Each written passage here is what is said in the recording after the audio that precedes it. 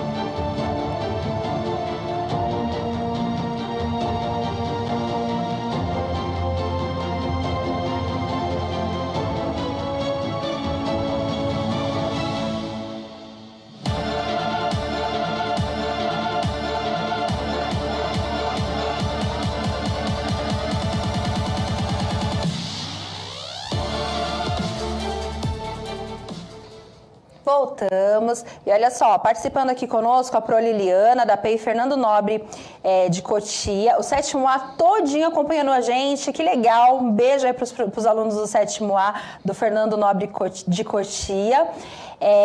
O Pro Ricardo, ele disse assim, ó, eu e meus colegas de Ciências Humanas e Linguagens, ó, Ciências Humanas e Linguagens. Sempre ali na parceria. Tá vendo como dá parceria, né? E aí lá na escola do professor Ricardo, ele e os colegas de Humanas e Linguagens fizeram um painel com imagens e frases para homenagear o Dia da Consciência Negra, da Escola Estadual Irmã Maria de São Luís, Várzea Paulista, a escola... Que legal. Participando aí, então, da nossa trilha antirracista, né? A escola, de fato, fazendo uma educação antirracista. Parabéns, professor. E aí eu tenho aqui a Escola Estadual João Gonçalves Barbosa, PEI Fernando Nobre de Cotia. A professora Liliane, ela disse assim, Liliana, escrava muito cansada, triste, com fome. É a resposta do coletivo. Olha que bonitinho. Resposta coletiva do 7º A. 7º A. Que legal. Bom, né? Eu vou pedir para colocar a imagem na tela, para vocês irem olhando essa imagem, né? Enquanto eu leio mais uma aqui, ó. O Pro Ricardo. Acredito que a cena retrate uma ex-escrava, professor Ricardo, parabéns. Uma ex-escrava que, como tantos outros, foram abandonados à própria sorte, sem indenização, sem casa. Isso mesmo. Isso aí. E o Pro Joseli Dantas, bom dia, uma escrava abandonada, né? E aí, Pro Mauro, assim... Olhando rapidamente essa imagem, eu não te passei o contexto, não te passei todo o contexto dessa imagem, mas o que você descreve desta imagem? Eu vou dizer, eu gostei do que a professora falou, né? Foi o professor, né? Professor Ricardo. Professor Ricardo. Esse contexto da chamada libertação dos escravos, né? O que se representou para a pessoa preta, né? Porque na hora que a gente tá fazendo a trilha, que a gente fez a trilha na semana passada, né? Antirracista, uma das coisas que a gente discutiu bastante foi exatamente isso, como que foi feito todo esse trajeto, né? Essa trajetória, desde o momento em que a princesa Isabel assina a tal da abolição da escravatura até os dias de hoje, né? Como foi feita essa trajetória? Na verdade, eu até fiz algumas hipóteses com alguns amigos meus de que alguns escravos se sentiram muito mal. Foi horrível para eles, essa questão. Porque, assim, alguns deles viviam uma vida até que instável. E aí, quando a gente está falando isso, não quer dizer que a escravatura era uma coisa boa, mas está dizendo, assim, que eles viviam uma vida estável e, de repente, do nada, eles foram colocados na rua. É verdade. Né? É assim, pensa, 300 anos vivendo sob um regime, né? Então, em 300 anos, gente, eles nem sabiam mais de onde eles vieram. Sim, as pessoas nasceram escravas. Quando a gente está falando escravas, é exatamente isso. Nasceram sob esse domínio da escravidão, né? Então, não tinha uma relação com vida de liberdade. E aí, o que foi feito foi exatamente isso.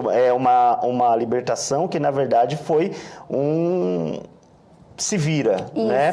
E você não está no seu país, você está longe da sua cultura, você não tem mais a sua família arranjada, não sabia onde família, as pessoas... Né? Cada um estava em um canto, e aí, de repente, a pessoa se coloca numa situação que eu preciso sobreviver. Como que eu vou sobreviver? Então, eu acho que a imagem, ela traz muito disso, essa reflexão de o que será de mim a partir de agora. Exatamente. Né? E foi muito interessante que o Pro Ricardo, ele fala, né, de uma ex-escravizada, né? Dá uma olhadinha aí na tela, não vou ler esse texto todo, mas eu gostaria de apresentá-lo porque ele está no caderno do aluno, ele está na página 214, e aí ele fala sobre o banzo, né? O que é esse banzo? Esse sentimento de melancolia, né, que os escravizados sentiam em relação aí a ser um escravo, né? E nesse texto também ele vai falar que esse banzo, inclusive, ele é uma manifestação de resistência. Opa, peraí. Que eu fiz, Só andou. Andou? Voltou, isso mesmo, voltou. O banzo, até vou pedir para voltar aqui para mim, que eu não vou ler o texto todo, mas eu vou contextualizar aqui com vocês. O banzo, né, essa imagem retrata o banzo, que é uma depressão, né? Sim. Tristeza profunda. Mas tem um detalhe. O texto, ele também diz, no caderno do aluno, que o banzo, muitas vezes, ele era uma forma de resistência. Porque quando aquele negro, enquanto escravizado, ele não produzia para o seu senhor, era uma forma de resistência. Sim. Porque o seu senhor também deixava de ganhar. E, assim, uma parte muito triste, gente, a história, a gente precisa senti-la de coração, né? A gente não pode contar a história apenas como meros fatos que aconteceram. A gente precisa entender que foram vidas, foram pessoas e são os nossos antepassados. A gente está contando a nossa história, a história do nosso povo, né? E alguns se suicidavam. Por quê? eles se suicidavam para dar prejuízo para o seu dono, né? Então, o próprio suicídio, essa melancolia, ficar doente, não poder trabalhar, isso era uma forma de resistência, né? Sim. Alguns vão dizer, nossa, mas em vez de lutar, foram lá e tiraram a vida. É resistência. Só eles sabem o que eles estavam sentindo naquele momento de privação dos seus direitos, né? Direitos, né? Privação da sua humanidade. Porque eles não eram nem lidos como seres humanos. É o de não se submeter, né? Eu achei interessante também porque uma das coisas que mais acontecia nessa época era a desumanização, né? Então tinha toda uma teoria, né? Até que a gente falou do racismo científico, que queria mostrar que o negro, o preto, ele era como um animal doméstico, que se domesticava. Então ele não tinha sentimentos, ele não tinha inteligência, e quando a gente reflete isso, a gente mostra a parte humana. Exato. Mostrando que assim, até com a tristeza, com o suicídio como uma última forma de resistência, né? Mostrando a parte humana, falando assim, não, eu não me submeto, eu sou humano, eu sinto, eu tenho... porque há muito esse discurso, né, de pessoas que não se apropriam muito da história, que fica só lendo aqui a superficialidade, de falar assim, mas ninguém se rebelava, acontecia tudo isso, ninguém fazia nada. Na verdade, acontecia muito. É verdade. E é isso que a gente está tentando fazer de novo, trazer, a história. Né? Descolonizar a história, né? Uma história decolonial. Eu trouxe aqui uma questão, dá uma olhadinha pra gente conversar aqui, professor Mauro. Sim. O título dessa obra que nós vimos é A Preta Quitandeira. O termo quitandeira designa uma mulher que produz e vende quitutes, né? Sim. Docinhos, comidinhas. Mas os quitutes estão em destaque na representação? Não. Não, né? O que está em destaque na pintura? E aí está pedindo para justificar. Eu não vou jogar para o chat, eu vou deixar aqui a gente conversando sobre essa questão, até para a gente aproveitar o tempo. Sim. Mas você percebe que, embora a obra ela seja a preta quitandeira, ela não tem quitutes ali. Os quitutes não estão ali. Eles não estão ali. Então, essa obra, ela representa mesmo essa tristeza, o banzo que é essa melancolia profunda de um ser humano que foi desumanizado. E, assim, essas mulheres, a gente precisa pensar muito na questão que essa mulher, muito provavelmente, ela teve um filho que foi vendido, ou ela teve vários filhos que foram vendidos, que foram escravizados. Então, é uma tristeza muito profunda, né? A gente pensa muito na questão da mulher também, né? Dessa mãe que teve seus filhos vendidos e entregues para essa instituição tão perversa que foi a escravização aqui no Brasil. E a gente já vai falar por que do Brasil ele é tão marcante, assim, o que marca a nossa escravização. E aí tem outra questão aqui, dá uma olhadinha na tela. Todas essas questões estão no caderno do aluno. Essa pintura, ela foi feita 12 anos após o fim do regime escravocrata no Brasil. O que permite concluir sobre... o que ela permite concluir sobre a condição de vida dos ex-escravizados, né? E aí eu vou deixar... 12 anos. 12 anos. Então, olha só, ela é de 1900, né? A abolição ela foi assinada em 1988. 1888, né? Isso, e a obra é de 1900. E ainda assim, ela ainda está triste. Ela está triste, ou seja, ainda está ali no auge, né? Olha só. Ela continua triste. Que aí é aquilo que o professor Mauro comentou aqui no começo da aula, né? Eles foram libertados, mas não existiu nenhuma política de reparação para esses homens e mulheres negros. E a gente vai ver também no finalzinho da aula que, além de não haver uma política de reparação, aconteceu o racismo estrutural, né? Que a marginalização, né? Marginalização, porque eles nem podiam frequentar ali as cidades, eles tiveram que se afastar. Né? Tiveram que se afastar, tiveram que, inclusive, enfrentar leis que segregaram muito mais esses homens e mulheres negros. Vocês sabem que, a gente já conversou sobre isso, que a assinatura da Lei Áurea, ela vem muito aqui no Brasil, aqui na América, assim, o Brasil foi o último a assinar, o último país. Mas ele vem muito por uma questão, porque assim, a Inglaterra ela está se industrializando. Inglaterra se industrializando. Precisa mudar a mão de obra. Então, a mão de obra escravizada não serve para o processo de revolução industrial. Não serve, porque precisa de consumidor, né? Precisa de gente ali para consumir. É uma nova... Embora, né, o homem e a mulher negra, eles estão na última escala ali de consumo, né? Mas ainda assim precisa mudar. A lógica econômica do mundo mudou, então a mão de obra escravizada, ela não funciona para essa nova lógica. Mas historicamente, pro Janaína, o poder aquisitivo está sempre na mão de uma minoria. Mas, historicamente, as práticas de consumo, né, elas ficam mais na mão do pobre exatamente porque a gente consome os bens que são mais... aqueles que são mais indispensáveis, né? Então, existe um jogo ali que o pobre sempre vai precisar gastar o pouco que ele tem, mesmo que seja pouco, com aquilo que é indispensável. Exato. Né? Que seria moradia, roupa, alimentação, começa acho que pela alimentação, né?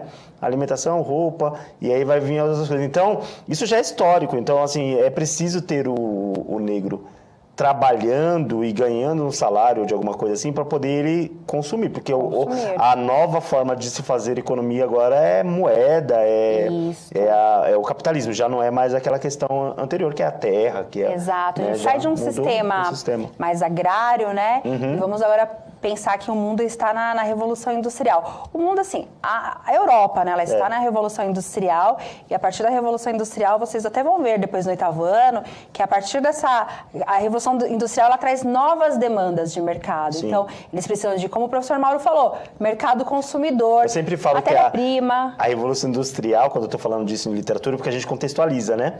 Ela é a escravidão moderna. Sim. Tanto que Marx, quando ele entra para falar sobre isso, é porque ele está percebendo que já há uma nova tendência de escravidão, né? Exato. Então, mudou a escravidão que era aquela de aprisionar a pessoa, mas por uma outra escravidão que é assim, ou você trabalha e se mata de trabalhar para poder sobreviver, ou você não sobrevive. Exatamente. Mais. E a gente pensa agora fazendo recorte para esses homens e mulheres negros que foram libertados, eles nem podiam trabalhar, né? Porque esse trabalho deles foi substituído pelo trabalho dos imigrantes. Sim. Sabe, Pro Mauro, que eu gosto muito de lembrar, porque assim, a gente está falando aqui num recorte, fizemos um recorte para a etnia afro, né? Por conta da habilidade, mas eu gosto sempre de lembrar que essas mulheres, essas famílias, imigrantes italianas e tantos outros que chegaram aqui no Brasil, chegaram em péssimas condições também sofreram as mazelas, mas assim, tem uma questão, eles não eram escravos, embora em péssimas condições, mas eles não eram escravos, eles não eram objetos, né? E é isso. Eu quero mostrar para vocês um vídeo que eu trouxe quer ver? Que é o vídeo de 6 minutos. Tem como a gente passar? Um videozinho de 6 minutos que fala da consciência negra. Vou passar um vídeo para vocês. Dá uma olhadinha lá.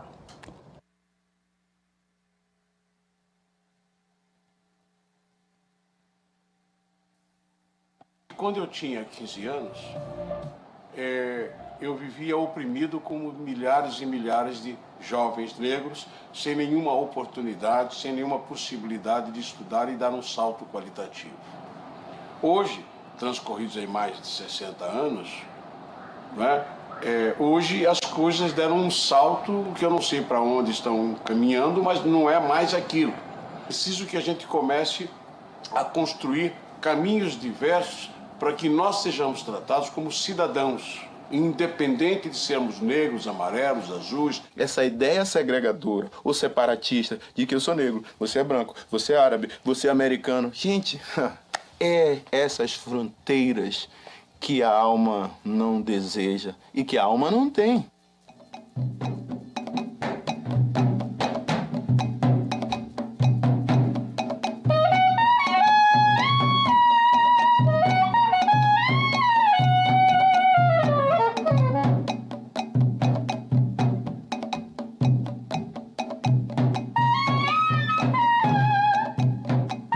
O Brasil é um país com mais de 200 milhões de habitantes, uma terra formada por indígenas e imigrantes que vieram de várias partes do planeta, principalmente da África, durante um período sombrio da humanidade, o tráfico transatlântico, que trouxe cerca de 5 milhões de africanos escravizados que ajudaram a moldar o país com a maior população negra fora do continente africano. Os primeiros africanos que chegaram ao Brasil, de que temos conhecimento, vieram via Portugal.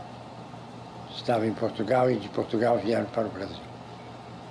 Depois vieram africanos escravizados, trazidos da Senegâmbia, da Alta Guiné e desde muito cedo do Congo,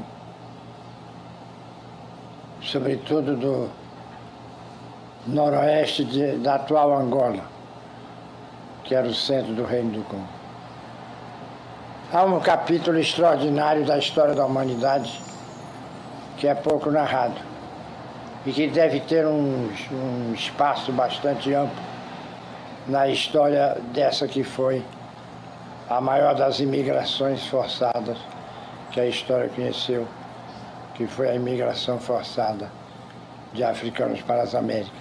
Não se pode escrever a história do Brasil, nem compreender o Brasil, sem uma presença africana muito clara e que chega longe desde cedo. Dizia Herbert Baldus que quanto mais se entrava para o interior do Brasil, mais se ficava índio, ficava-se também mais africano. Na construção da identidade brasileira é uma coisa marcante, porque toda a civilização africana, que é uma civilização milenar, berço não só da humanidade, porque os primeiros homens surgiram na África, mas também berço da civilização. Então, esses valores vieram para o Brasil nessa reposição das tradições africanas, principalmente através da religião, que é fonte dessa civilização e é fonte da cultura afro-brasileira. E nessa cultura brasileira marcada pela presença africana, em todos os gêneros de literatura, música, a construção do futebol arte brasileiro, que marca demais a identidade nacional, a presença do negro em várias dimensões da sociedade brasileira em termos de cultura, as escolas de samba, a capoeira, a infinidade de instituições e linguagens, entendeu? Que marcam as regiões brasileiras em vários momentos, em vários aspectos. A cultura negra não passa no Brasil de cultura afro-ameríndia, né? Então a gente já fundiu os ternos de reis, tem da cultura portuguesa, tem do fado, né? Aí você vai dizer, poxa, e o tango na Argentina? Milonga. Milonga é uma coisa da cultura negra. Que pena que algum tempo houve uma extinção de negros na Argentina. Mas a coisa é tão forte, como eu falo, resiliente, que resistiu até o tango. Está muito ligado ao que nos propusemos. Nos propusemos ao encontro, à dança. Nos propusemos a festejar a música. E isso eu acho que é cultura humana.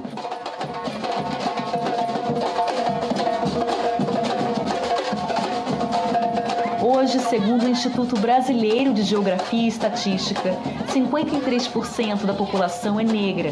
Porém, 127 anos após o fim da escravidão, ainda há pouca representatividade da população negra em muitos setores da sociedade. Em determinado momento da vida, quem eram os homens de grande prestígio no Brasil? Carlos Gomes, mulato. Juliano Moreira, grande psiquiatra, maior psiquiatra do seu tempo, negro. Teodoro Sampaio, grande geógrafo, negro. E vai por aí. Uma presença muito grande do mulato, do mestiço, do negro na vida brasileira, que de uma certa maneira ele foi perdendo com o passar dos anos, na medida em que tornou-se mais visível para cada um de nós a marginalização dos descendentes de africanos no Brasil. Já era ruim, porque era um cenário de escravidão.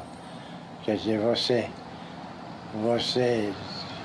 branco era livre, negro era escravo. Agora havia as exceções. As exceções eram aqueles que, sendo filho de branco, funcionavam como brancos e não como negros.